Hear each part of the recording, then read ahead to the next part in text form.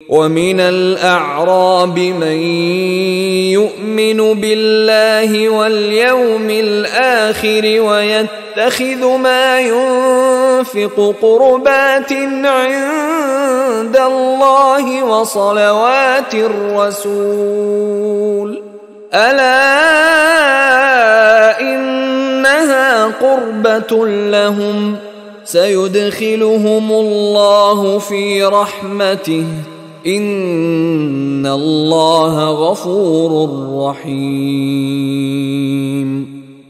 वमिनल अअराबि मन युमिनु बिल्लाहि वल यौमिल आखिर, और आराब सब के सब वैसे नहीं है, बल्कि उनमें से ऐसे भी हैं। मिनल अअराबि, इन्हीं बद्दुओं में वो भी हैं, मन युमिनु बिल्लाहि वल यौमिल आखिर, जो ईमान रखते हैं अल्लाह पर, यौम आखिर पर। व यत्तखिज़ु मा युनफिक़ु, और जो चीज़ भी वो खर्च करते हैं अल्लाह की राह में, उसको समझते हैं क़ुरबातिन इंदल्लाह, कि अल्लाह ताला के कुर्ब का जरिया होगा, तक़र्रुब इलल्लाह का जरिया बन जाएगा। हमारा ये सदका, हमारा ये खैरात, हमारा ये दीन के लिए इन्फाक जो है, ये अल्लाह ताला से हमें कुर्ब अता करेगा।